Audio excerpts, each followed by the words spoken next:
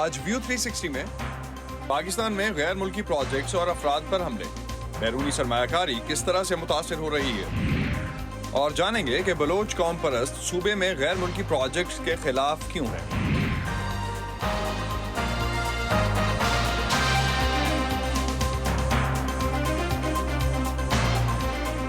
Voice of America کے Washington studios میں آپ سب کو خوش آمدید۔ آپ دیکھ رہے ہیں پروگرام ویو 360 اور میں ہوں اسد اللہ خالد۔ پاکستان کو درپیش سیاسی اور معاشی چیلنجز کے ساتھ ساتھ پچھلے تقریباً ایک سال سے سیکیورٹی چیلنجز میں بھی اضافہ ہوا ہے۔ جہاں ایسی صورتحال کسی بھی ملک میں غیر ملکی سرمایہ کاری اور غیر ملکی کاروباروں کے لیے حوصلہ شکنی کی وجہ بن سکتی ہے، وہیں پاکستان میں غیر ملکی کمپنیز کے منصوبوں اور ان کے ملازمین پر دہشت گردوں کے حملوں سے پاکستان کی ساکھ کو بین الاقوامی سطح پر بھی یقیناً نقصان پہنچا ہے۔ اس سے غیر ملکی کاروبار اور سرمایہ کاری کس حد تک متاثر ہوئے ہیں، آج کے پروگرام میں ہم اسی حوالے سے بات کریں گے۔ پاکستان میں سی پیک کا منصوبہ شروع ہوئے ایک دہائی ہونے کو ہے۔ تقریباً 65 ارب ڈالر کے سی پیک پروجیکٹس کو پاکستان میں ایسے منصوبے سمجھا گیا جو کہ ملک کی معاشی ترقی میں اہم کردار ادا کر سکتے تھے، لیکن ملک میں کچھ حلقے جن میں بلوچستان کے قوم پرست بھی شامل ہیں ان منصوبوں کے خلاف ہیں۔ گزشتہ سال پاکستان میں چینی شہریوں کے خلاف 2 حملے ہوئے، ان میں سے ایک خودکش حملہ کراچی یونیورسٹی کے کنفیوشس سینٹر میں ہوا تھا جو ایک بلوچ خاتون شاری بلوچ نے کیا تھا، جس میں 3 چینی شہری اور ایک پاکستانی ڈرائیور ہلاک ہوا۔ اس حملے کی ذمہ داری بلوچ عسکریت پسند گروہ BLA کے مجید بریگیڈ نے قبول کی تھی۔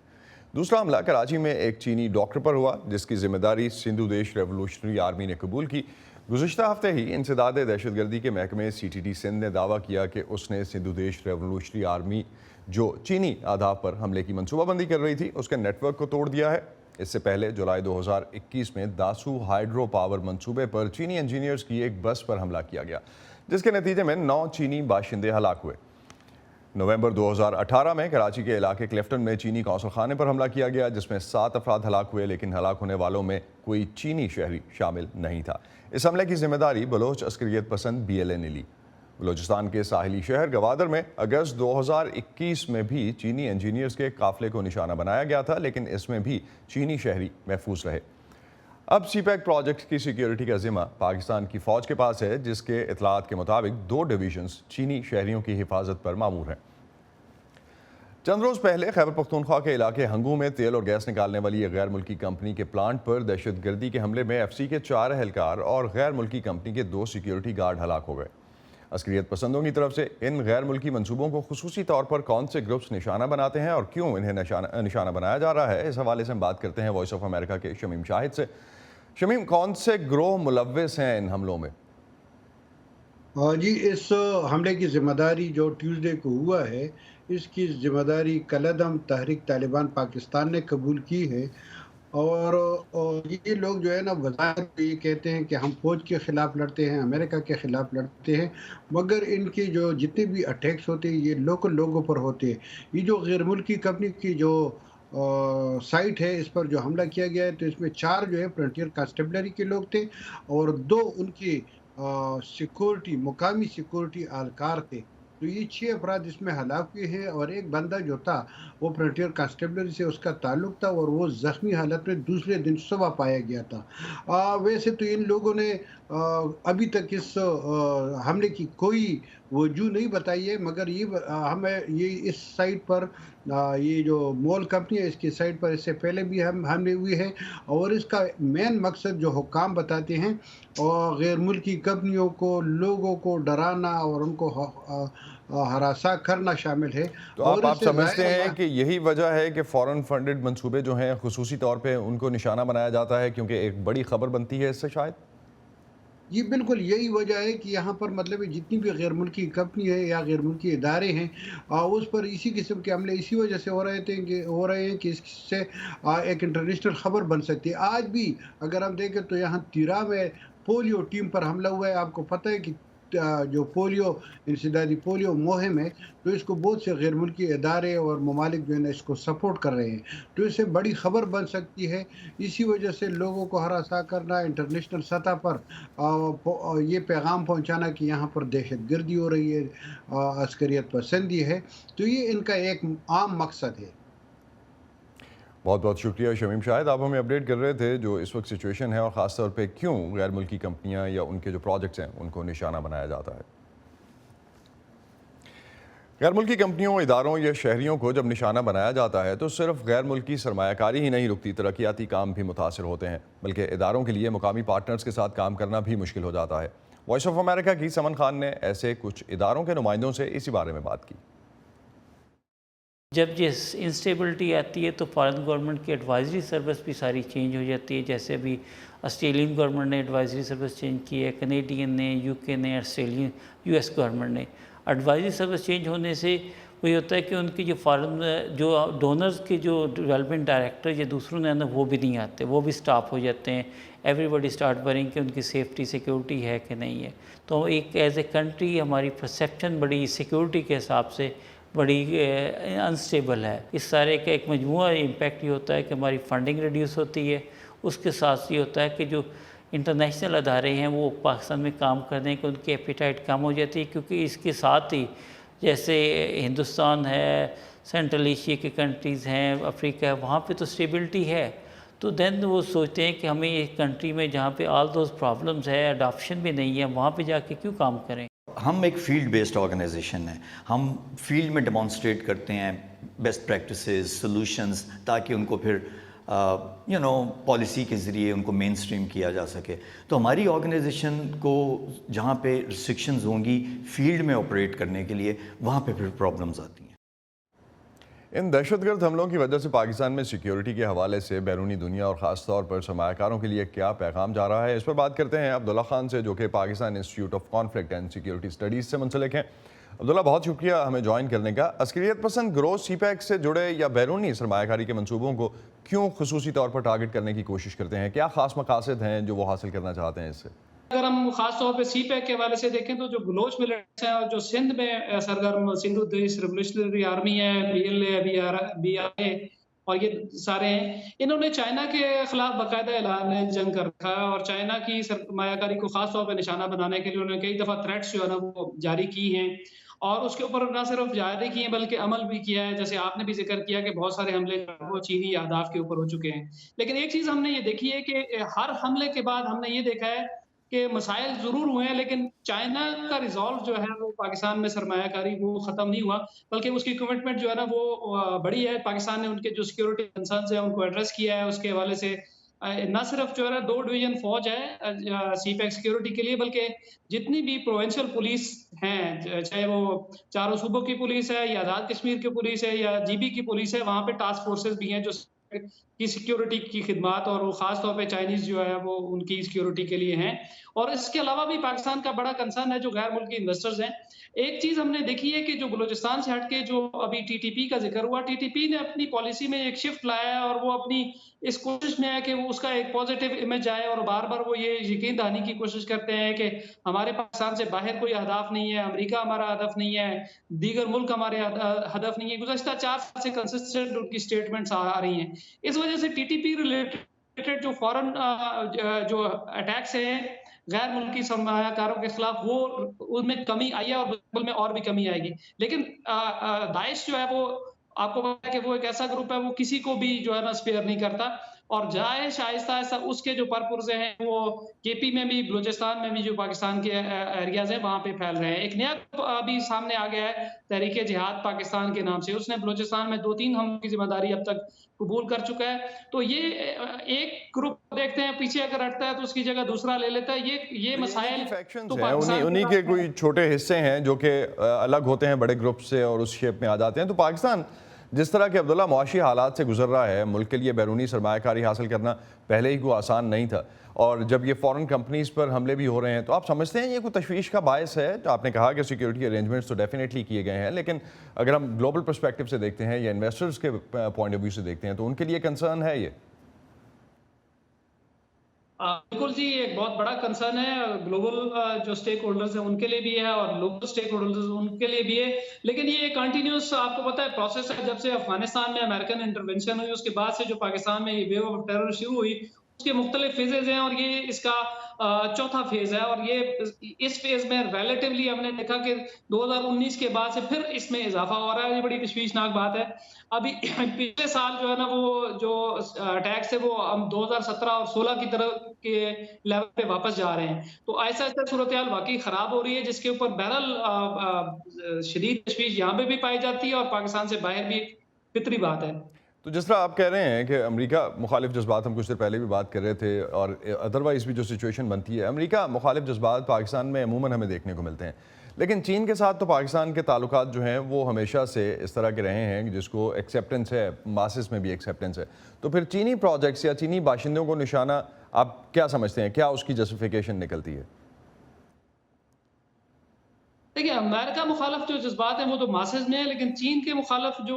ग्रुप हैं वो मज़हब से मुतासर और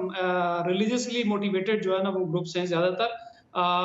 जैसे दाइश, अल-कायदा वगैरह, ये ATIM वगैरह। लेकिन ये जो दूसरे ग्रुप हैं, जो सेकुलर ग्रुप हैं, जो बलूचिस्तान के ग्रुप हैं, वो तो चीन को वहाँ पे उसकी मुदाखलत को ये समझते हैं कि उससे पाकिस्तान का वहाँ पे जो होल्ड है वो मज़बूत होगा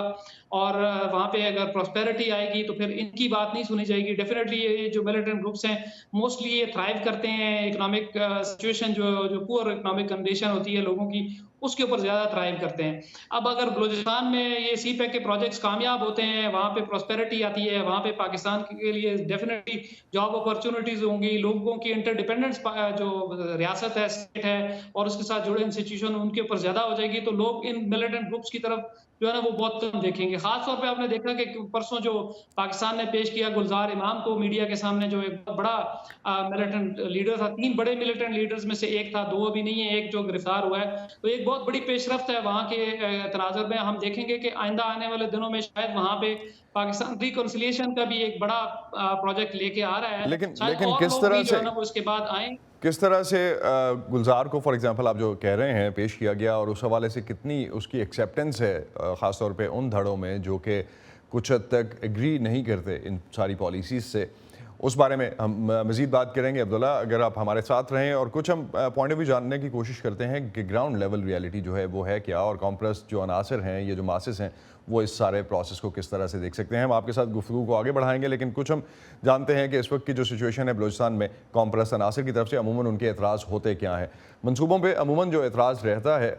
बलूचिस्तान में जो हम देखते हैं, उसकी एक वजह वो ये बताते हैं कि इस तरह के मंसूबों से सूबे के आवाम को कम और दूसरों को ज़्यादा फ़ायदा पहुँचता है, जिसमें एक मिसाल जो इन कॉम्प्रेस अनासर की तरफ से दी जाती है वो 50 की दिहाई में कुदरती गैस के दरियाफ्त हुए ज़खायर की है, जो पहले पंजाब में मुख्तलिफ शहरों को फराहम की गई, जबकि कोयटा के लिए गैस पाइपलाइन 80 की दिहाई में बिछाई गई। गवादर की बंदरगाह के बारे में भी इनका एतराज़ इसी बारे में है कि इससे पैदा होने वाले बेशतर रोज़गार और मुआशी फ़वाइद बलूचिस्तान से बाहर के लोगों को मिलेंगे। बलोच कौमपरस्त रहनुमा ये भी कहते हैं कि जब बलूचिस्तान में कुदरती वसाइल के बारे में फ़ैसले किए जाते हैं तो उन्हें इन फैसलों में शामिल नहीं किया जाता। बलोच रहनुमा को बुनियादी तौर पर यह खदशा है कि उनकी सरजमीन पर तरक्याती मनसूबों के नतीजे में वहाँ दूसरी कौमियतों की आबादी में इजाफा होगा और बलोच एक अक़लियत बनकर रह जाएंगे। बलूचिस्तान CPEC के प्रोजेक्ट्स के हवाले से बहुत अहम है, ख़ास तौर पर गवादर की बंदरगाह, लेकिन सूबे के कुछ हलकों की तरफ से न सिर्फ CPEC प्रोजेक्ट्स बल्कि दूसरे गैर मुल्की मनसूबों पर भी तनकीद और तहफ़्फ़ुज़ात सामने आते रहे हैं। मुकामी आबादी सूबे में गैर मुल्की मनसूबों और इन हमलों पर और ख़ास तौर पर इस तनकीद को किस तरह से देखती है, इसी सवाल का जवाब जानने की कोशिश की मुर्तज़ा ज़ाहरी ने। सर, आम बलोच क्या, हम लोगों को मतलब आम बलोच को पता नहीं कि कौन से प्रोजेक्ट्स चल रहे हैं, क्या चल रहा है, किसी को कुछ पता नहीं। और आप फ़ायदे की बात करें, किसी को कोई फ़ायदा नहीं मिल रहा है इसमें। देखिए, जहाँ तक बलूचिस्तान में जितने भी बैरूनी प्रोजेक्ट्स हैं, CPEC है, सिंदक है, रेकोडक है, जितने भी प्रोजेक्ट्स हैं,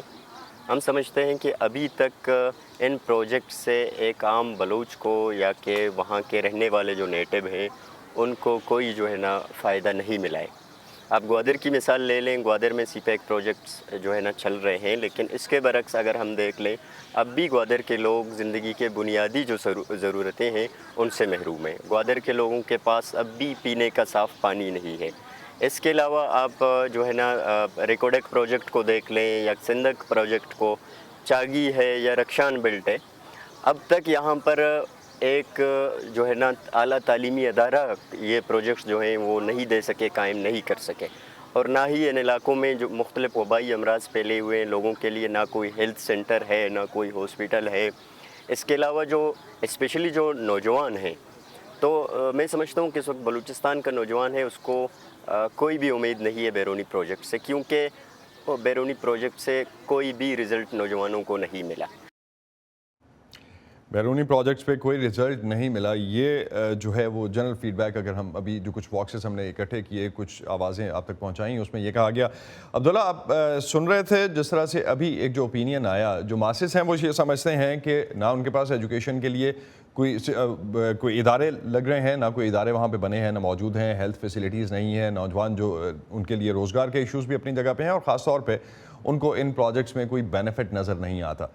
آپ کس طرح سے دیکھتے ہیں اس کو؟ ان ساری باتوں میں جان ہے؟ لیکن اس میں تو کوئی شک نہیں ہے کہ بلوچستان محرومی کا شکار ماضی میں بھی رہا ہے، اور ابھی بہت ساری امپرومنٹ کی گنجائش موجود ہے، اور یقیناً جب تک بلوچستان کے عام لوگ ان پروجیکٹ سے فائدہ نہیں اٹھائیں گے، تب تک جو ہے نا وہ ان پروجیکٹ کا کوئی خاص فائدہ پاکستان کو بھی نہیں ہوگا۔ میں سمجھتا ہوں کہ وقت کے ساتھ ساتھ یہ پروجیکٹ جو کمپلیشن کی طرف جائیں گے تو یہ صورتحال بہتر ہوگی، اور بلوچستان کے عوام کو یقیناً فائدہ ہوگا۔ ایک بہت بڑا مسئلہ جو وہاں کی پولیٹیکل گورنمنٹ سے ریلیٹڈ ہے وہ یہ ہے کہ بلوچستان میں اسکلڈ لیبر جو ہے وہ اس کی طرف کو خاص توجہ دی نہیں گئی ایک لمبا عرصہ، لیکن اب آہستہ آہستہ وہ چیزیں جو ہے نا وہ بلوچستان میں بہرحال امپروو ہو رہی ہیں۔ وقت لگے گا، محرومیوں کو 70 سال 75 سال ہو گئے ہیں، اور یہ 1-2 دن میں تو نہیں ہوگا، لیکن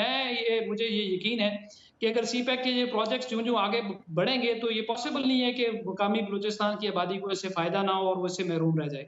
تو آپ سمجھتے ہیں کہ جو بلوچ قوم پرست نظریات سے متاثر مقامی آبادی ہے اس کی ریشو کم ہوگی آنورڈز، اور ابھی جو ایگزسٹنگ نمبر ہے وہ کہاں تک ہے؟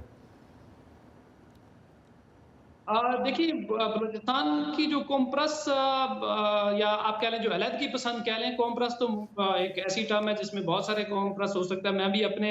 حساب سے اپنی قوم کا قوم پرست ہوں، لیکن یہ ہے کہ جو علیحدگی پسند ہیں ان کی آوازیں میرا خیال ہے جو وہاں پہ پراسپیرٹی آئے گی وہاں پہ کم ہوں گی، اور خاص طور پہ جو میں نے پہلے ذکر کیا، یہ جو گلزار امام شامبے کی گرفتاری سے بہت بڑا فرق پڑے گا، وہاں پہ بہت بڑا ڈینٹ آیا ہے ملیٹنسی کو، اور اس طرح کی چیزیں جو ہے نا وہ آئندہ جو ریکنسلیشن کا پروسیس، جو میرے علم میں ایک چیز آئی ہے کہ ریکنسلیشن کا ایک پروسیس لانچ کیا جا رہا ہے، اس سے میرا خیال ہے کہ اور بھی بہت سارے لوگ مین دھارے میں یا مین سٹریم میں آنے کی طرف آئیں گے، اور ایک مین سٹریمنگ کا ایک پروسیس جو ہے نا وہ میرا خیال گورنمنٹ آف پاکستان لانچ کرنے جا رہی ہے، اس کے بہت بڑے امپیکٹس ہمیں دیکھنے میں آئیں گے مستقبل قریب میں۔ تو عبداللہ، اسلام آباد میں کتنی انڈرسٹینڈنگ ہے اس پورے ایشو کی، اور خاص طور پہ جو طاقتور حلقے ہیں جہاں یہ ڈیسیژنز لیے جاتے ہیں کیبنٹ میں یا اس طرح باقی پولیٹیشینز کی طرف سے، تو ہم ہمیشہ دیکھتے رہتے ہیں کہ اس پہ ڈیسیژنز آتے ہیں اور اعتماد میں لینے کی کوشش بھی کی جاتی ہے، بلوچ پارٹیز جو ہیں ان کو گورنمنٹس میں شامل بھی کیا جاتا ہے، لیکن عوام تک یہ آج تک پہنچا نہیں ہے۔ اسلام آباد میں ادراک ہے اس بات کا؟ دیکھیے، اسلام آباد میں یقیناً اس لیول کا ادراک تو نہیں ہو سکتا جو کوئٹہ میں بیٹھ کے ہو سکتا ہے، لیکن ہم نے دیکھا تھا کہ پیپلز پارٹی کے پچھلے دور میں جو ایک پیکج بلوچستان کا پیکج پریزیڈنٹ زرداری نے اس کو انیگریٹ کیا تھا، آنے والی ہر گورنمنٹ جو ہے نا وہ یہ کہتی بھی ہے، اور بلوچستان کے جو قوم پرست پولیٹیشین ہے جیسے ابھی مینگل صاحب اس گورنمنٹ میں ہیں، پچھلی گورنمنٹ میں بھی تھے، اب وہ بھی اپنے یہاں پہ آ کے اپنی چیزیں ہائی لائٹ کرتے ہیں، لیکن آپ کو یہ بھی اندازہ ہے کہ مجموعی پکچر میں اگر دیکھیں تو پاکستان میں 62% پاپولیشن چونکہ پنجاب ہے تو زیادہ ریسورسز بھی ادھر جاتے ہیں، توجہ بھی ادھر جاتی ہے، اور بلوچستان کا انفارچونیٹلی ایک بہت بڑا المیہ یہ ہے کہ ہمارے مین اسٹریم میڈیا میں بلوچستان کی کوریج جو ہے نا وہ 5% بھی نہیں ہوتی۔ اگر ایک دن کا جو ٹوٹل ٹائم ہے اگر آپ دیکھیں بلوچستان کے مسائل، وہاں کی پالیٹکس، وہاں کے سوشل ایشو، تو آپ سمجھتے ہیں کہ وہاں پہ کسی قسم کی جو کوریج ہے اسلام آباد میں اس وجہ سے بھی ایک ایشو ہے جس کی وجہ سے اسلام آباد میں شاید ان باتوں کا ادراک نہیں ہے۔ بہت شکریہ عبداللہ، آپ ہمارے ساتھ تھے، اور جس طرح سے جو پاکستان میں سچویشن خاص طور پر بلوچستان کے حوالے سے ہے اور سیکیورٹی کے حوالے سے جو کنسرنز تھے ان پہ ہم سے بات کر رہے تھے، بہت شکریہ آپ کا۔ بلوچ علیحدگی پسندوں کا ایجنڈا ہے کیا، اور کیا ان کے پاس عوامی حمایت ہے؟ اس پہ بات کرتے ہیں شہزادہ ذوالفقار سے جو ہمیں کوئٹہ سے جوائن کر رہے ہیں۔ شہزادہ ذوالفقار، جو اس وقت ہم دیکھ رہے ہیں بلوچ قوم پرست رہنما ان منصوبوں کو جو نشانہ بنا رہے ہیں وہ کیا حاصل کرنا چاہتے ہیں آپ کے خیال میں؟ لوکلی کیا نعرہ ہے جو وہ بیچ رہے ہیں؟ دیکھیں، اگر اس کو دیکھا جائے کہ یہ 5th انسرجنسی ہے اگر آپ اس کو دیکھیں، اور اس سٹارٹ تو یہاں سے تھا، محرومیاں بالکل یکسر بلوچستان کو تحصیل لیول، سب تحصیل لیول کا اسلام آباد کی طرف سے ایک سٹیٹس دینا، اہمیت دینا، پھر اس کے بعد ایک چیزیں آ گئیں کہ ہر حکمران چاہے ڈکٹیٹر ہو چاہے سویلین گورنمنٹ کا کوئی پرائم منسٹر ہو وہ کہے کہ جی میں معافی مانگتا ہوں. زرداری صاحب بھی یہ کر چکے ہیں, آپ کے میاں نواز شریف بھی کر چکے ہیں, جنرل مشرف بھی کر چکے ہیں, گریجولی سلولی. اور اس کے بعد پھر یہ چیزیں آ جاتی ہیں کہ بھئی اب تو ہم نے آزاد ملک بنانا ہے. یہ ان کا پھر ایک ایجنڈا تھا. انہوں نے اس میں کہا کہ جی ہمیں اس ملک میں برابر کے شہری نہیں سمجھا جاتا ہے, ہمیں ایکولی پارٹنر نہیں سمجھا جاتا ہے, اور اس وجہ سے جو ہے ہم یہ کر رہے ہیں. تو یہ تھوڑا سا اگر اس کے اس پس منظر میں کہ جب پختون, سندھی, بلوچ اکٹھے جو ہے پنجاب کے خلاف ایک وہ جدوجہد کرتے تھے جو پولیٹیکلی بھی تھا, اور 73 میں بھی تھوڑا اس کا ایک غم غصہ تھا کہ جب الیکٹڈ گورنمنٹ کو کے خلاف شروع ہوا, جب ہٹا دیا گیا تو انہوں نے کہا کہ آپ نے غلط کیا. بھٹو صاحب نے جب ڈسمس کر دی گورنمنٹ, اس کے بعد وہ چلتا رہا. لیکن پھر دھیرے دھیرے یہ بات بلوچ جو ہے وہ سمجھتے تھے کہ حکومت میں آنا چاہیے, ہمیں پولیٹکس کرنی چاہیے, ہمیں نوکریوں میں آنا چاہیے, ورنہ اس وقت تک تو یہ تھا کہ نوکریاں ہمارا حل نہیں ہے. لیکن یہ جب نواب خیر بخش مری کو جب گرفتار کیا گیا تو یہ سمجھیں کہ وہ ایک سپرٹ ہوا, اور اس کے بعد یہ راکٹ باری اور اٹیکس یہ شروع ہو گئے گورنمنٹ کے جو بلڈنگز تھے ان پہ. دھیرے دھیرے سلو گریجولی اس کے بعد اعلیٰ نظر جیسے جو لیڈر تھے ینگ وہ آئے, انہوں نے ایک نیریٹو اور پڑھا لکھا ایک نیریٹو دیا. اس سے پہلے ٹرائبل جو ٹرائبز مین تھے وہ اپنے ٹرائبل چیف کو, اپنے ٹرائبل ایلڈر کو, ٹرائبل ہیڈ کو جو ہے وہ فالو کرتے تھے. پھر ایک پڑھا لکھا جو ایلیمنٹ آیا, اس نے ایک نیا نیریٹو دیا کہ ہمیں اس ملک کے ساتھ اس لیے ہم نے نہیں رہنا کہ ہمیں برابری کے حقوق نہیں دیے جاتے. تو یہ جو شہزادہ ذوالفقار, یہ جو ترقیاتی منصوبے ہیں, ترقیاتی منصوبوں پر بھی اعتراض ہوتا ہے, چاہے وہ پاکستانی منصوبے ہوں, پاکستان کی طرف سے شروع کیے گئے ہوں یا غیر ملکی. تو کیا وجہ ہے کہ مختلف حکومتیں بلوچستان کے لوگوں کو بھی یہ یقین دہانی نہیں کروا سکیں کہ یہ پروجیکٹس ان کے لیے ہیں؟ دیکھیں ابھی جیسے سی پیک ہے, بالفرض ابھی اس وقت سی پیک کا ہی مسئلہ ہے, اور سی پیک کا کہ یہ جو ہے جیول ہے اس کراؤن کا, سی پیک کا, اور تقدیر بدل جائے گی, گیم چینجر ہے, یہ سارا کچھ ہے اپنی جگہ. لیکن آج بھی آپ چلے جائیں, ہدایت الرحمان کس لیے جدوجہد کر رہے ہیں؟ کیا وہ بندوق اٹھا کے جدوجہد کر رہے ہیں؟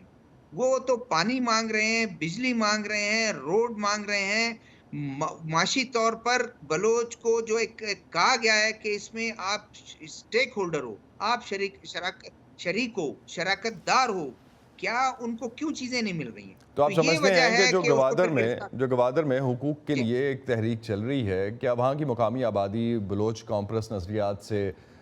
متاثر ہے, یا وہ سمجھتے ہیں کہ اس بڑے منصوبے سے جنرلی ان کو کوئی فائدہ نہیں ہو رہا؟ دیکھیں لوگوں کی بات کر رہا ہوں میں جی. پہلے تو میں پولیٹیکل پارٹی چلیں, پولیٹیکل پارٹی اپنے پولیٹیکل اینڈ کے لیے تو اس طرح کے کوئی نعرے وارے لگاتے ہیں. آج بھی آپ چلے جائیں, آپ کی اپنی رپورٹس ہیں, آپ کے اپنے اس پہ چینل پہ چلتے رہے ہیں آپ کے اس پہ, کہ وہاں پہ بھی لوگ کہتے ہیں کہ ہم مطمئن اس لیے نہیں ہیں کہ ابھی تک ہمیں نظر نہیں آ رہا ہے ہمیں کب شریک کیا جائے گا. آپ روڈ بھی بنا دیتے ہیں, آپ تمام چیز بناتے ہیں, بارڈر سے ہم ٹریڈ نہیں کر سکتے ہیں ایران سے, ہمیں اس کا کوئی فائدہ نہیں ہے, تو ہم مجھے بتائیں کہ ہم شریک کہاں ٹھہرے؟ تو اس وجہ سے وہ کہتے ہیں کہ ہمارے ہاتھ سے یہ وسائل جو آخری بچہ ہے, بلوچ جو ہے, بلوچ کی شناخت ہے, یہ آخر ہمارے ہاتھ سے نکل جائے گا اور بلوچ اپنی شناخت کھو دے گا. یہ نیریٹو ہے جس کو بائی کیا ہے, لوگ اس کو سمجھتے بھی ہیں کہ بالکل ٹھیک ہے. آپ چلے جائیں, مولوی بھی یہ بات کرے گا, مکران کا مولوی بھی یہ بات کرے گا, وہاں کا جو پارٹی اس وقت گورنمنٹ میں وہ بھی یہ بات کرے گا, علیحدگی پسند بھی یہ بات کرے گا, اور مختلف پولیٹیکل پارٹیز. تو آپ سمجھتے ہیں کہ پولیٹیکل پارٹیز اور ماسز جو ہیں وہ سبھی اس بات پہ متفق ہیں. بہت شکریہ شہزادہ ذوالفقار, آپ ہمارے ساتھ تھے اور اس حوالے سے ہم سے بات کر رہے تھے. ناظرین اسی پہ ختم کرتے ہیں آج کا ویو 360. اسٹے سیف, اور پاکستان اور خطے سمیت اب سب خبروں کے لیے ہماری ویب سائٹ پہ آ سکتے ہیں. اسد اللہ خالد کو اجازت دیجیے, خدا حافظ.